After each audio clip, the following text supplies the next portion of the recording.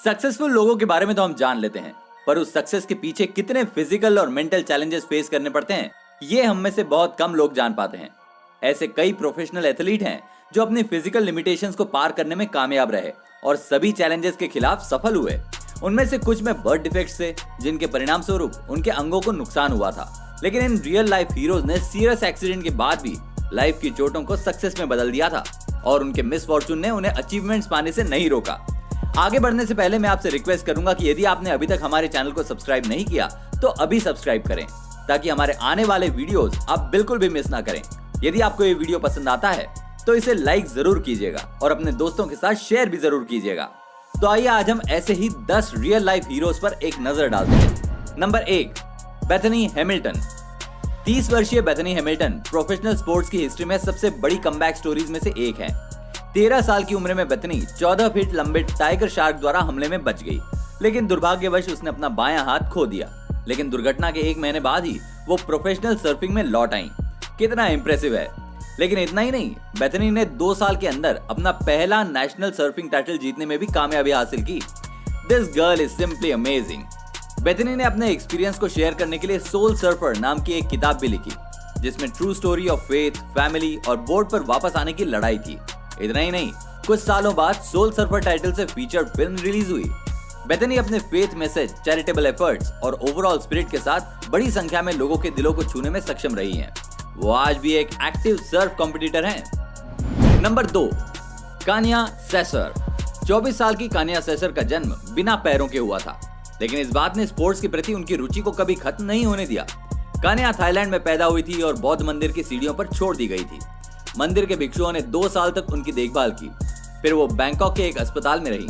Portland, Oregon से David और जेन sister ने उन्हें गोद ले लिया।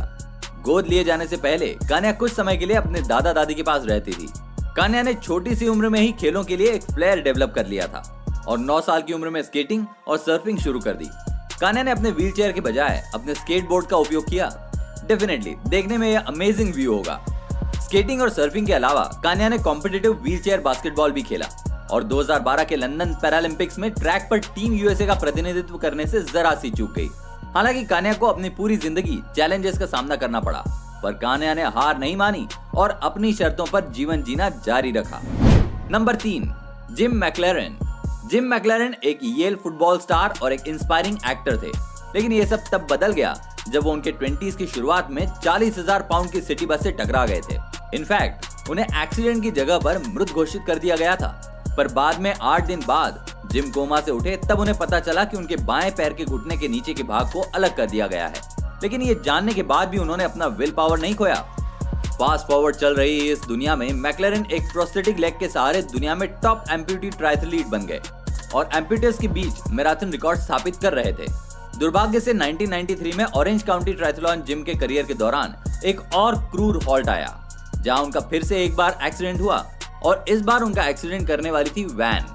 डॉक्टरों ने उन्हें क्वाड्राप्लेजिक डिक्लेयर कर दिया, जिसका मतलब होता है गर्दन के नीचे का पूरा हिस्सा पैरालाइज हो जाना। लेकिन जिम इस दुर्घटना के बाद भी नहीं रुके और वे व्हीलचेयर का इस्तेमाल करते हुए आगे बढ़े और वो एक बार फिर से ठीक हो गए। दुर्भाग्य से जिम मैक्लेरन की 31 अगस्त 2010 को नींद में मृत्यु हो गई। तब वो सिर्फ 47 साल के थे। Number 4, Oscar Pistorius.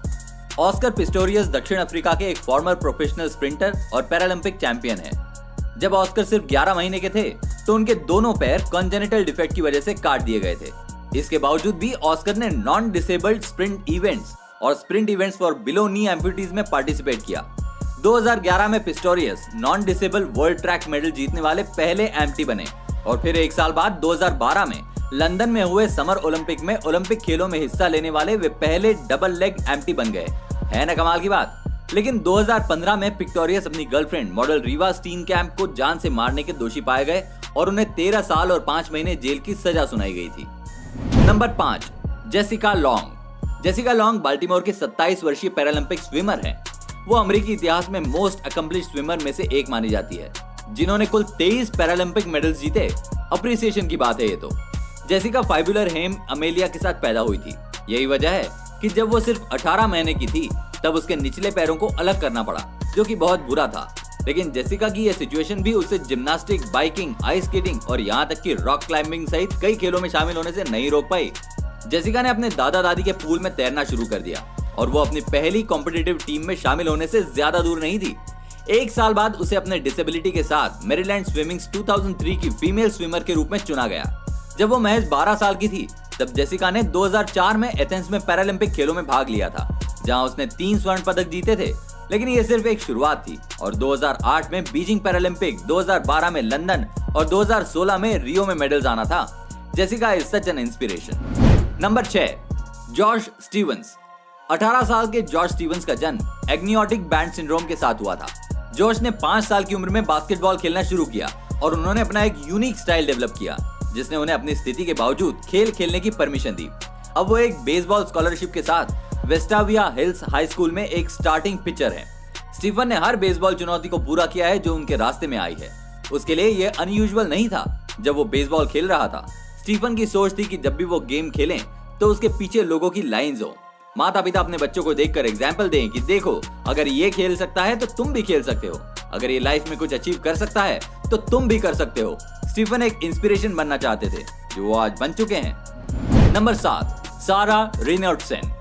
44 साल की सारा रेनॉल्ड्सन एक ऐसी स्थिति में पैदा हुई थी जिसे प्रॉक्सिमल फेमोरल फोकल डेफिशिएंसी कहा जाता है, जिसका सबसे सरल अर्थ है कि उसका बायां पैर उसके दाएं से काफी छोटा था। इसलिए जब सारा 7 साल की थी तो उसने अपने बाएं पैर को घुटने के ऊपर से अलग करने का फैसला किया।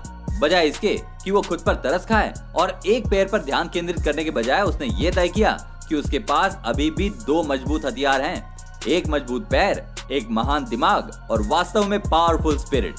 सारा ने 11 साल की उम्र में अपने पहले इंटरनेशनल ट्रैक मीट में पार्टिसिपेट कर दिया था और जब वह 13 साल की थी तो उन्होंने 100 meter world record for female अबव मी तोड़ दिया और वो आयरनमैन वर्ल्ड चैंपियनशिप की कोमा हवाई को पूरा करने वाली पहली महिला लेग एम्प्यूटी भी थी।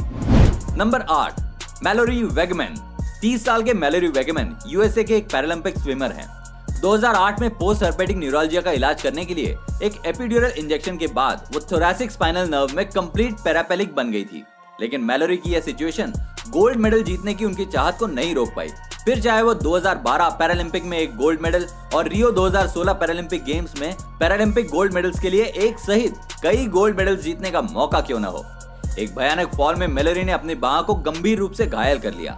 कई एथलीटों के लिए इसका मतलब होता है करियर का अंत, लेकिन मैलोरी बाकी एथलीट से डिफरेंट है। वो हार मानने वालों में से नहीं है। चुपचाप हार मानकर बैठ जाने के बजाय मैलोरी और भी ज्यादा कड़ी मेहनत कर रही हैं ताकि वो अपने कॉम्पिटिटर्स की उम्मीदों को चकनाचूर कर सकें और टोक्यो 2020 पैरालंपिक गेम्स में अपने थ्रोन को हासिल कर सके। Number 9, Melissa Stockwell. 40 साल की मेलिसा स्टॉकवेल ने 2004 में सेना में सेवा करते हुए इराक में अपना पैर खो दिया था। वो सेंट्रल बगदाद के माध्यम से एक रूटीन काफिले में थी जब उसका कुबड़ सड़क के किनारे बम से टकराया था, जिसके परिणाम स्वरूप घुटने के ऊपर का लेफ्ट पैर टूट गया था। वो बाद में पैरालंपिक गेम्स के लिए चुनी गई पहली इराकी एक्सपीरियंस खिलाड़ी बन गई, जिन्होंने 2008 में 3 पैरालंपिक स्विमिंग इवेंट्स में समर पैरालंपिक्स पूरा किया। मेलिसा ने रियो में 2016 के पैरालंपिक गेम्स में दौड़ में वापसी की और इनॉग्रल पैरा ट्रायथलॉन इवेंट में ब्रॉन्ज मेडल जीता। Number 10, Zion Clark. Columbus Ohio से 22 साल के जियोन क्लार्क का जन्म एक रेयर मेडिकल कंडीशन के साथ हुआ था, जिसे कॉर्डल रिग्रेशन सिंड्रोम कहा जाता है, जिसका मूल रूप से अर्थ यह है कि उसके पैर नहीं थे। न केवल जियोन बिना पैरों के रहने में कामयाब रहा, बल्कि वो एक प्रसिद्ध रेसलर बन गए। उन्होंने बहुत कम उम्र में रेसलिंग शुरू कर दी थी। जब वे हाई स्कूल तक नहीं गए थे तभी उन्होंने इस खेल में इंटरेस्ट डेवलप कर लिया था। जियोन ने eventually Paralympic nationals at UCLA qualify कर लिया था कैलिफोर्निया में, जहां उन्होंने स्पेशल रूप से डिजाइन किए व्हीलचेयर का उपयोग करके पूरा किया और ओहियो के सबसे फास्टेस्ट रनर बन गए। अब वो 2020 टोक्यो विश्व ओलंपिक गेम्स में एक वर्ल्ड क्लास ओलंपियन बनने का प्रशिक्षण ले रहे हैं। आज के स्पेशल पर्संस की लिस्ट में बस इतना ही। तो दोस्तों, कैसी लगी आपको इन रियल लाइफ हीरोज की लाइफ स्टोरीज? आपको इनमें से कौन सबसे ज्यादा इंस्पायरिंग लगा? हमें कमेंट में जरूर बताइएगा। उम्मीद है आपको पसंद आई होगी। यदि आपको पसंद आई तो इसे लाइक जरूर कीजिएगा और अपने दोस्तों के साथ शेयर भी कीजिएगा। अभी तक यदि आपने हमारे चैनल को सब्सक्राइब नहीं किया तो सब्सक्राइब करें और साथ के बेल आइकन को भी जरूर दबाएं ताकि हमारे आने वाले वीडियोस भी आप बिल्कुल भी मिस ना करें। तो मिलते हैं दोस्तों अगले वीडियो में कुछ इसी तरह के इंटरेस्टिंग फैक्ट्स के साथ। तब तक के लिए स्टे हैप्पी, स्टे सेफ।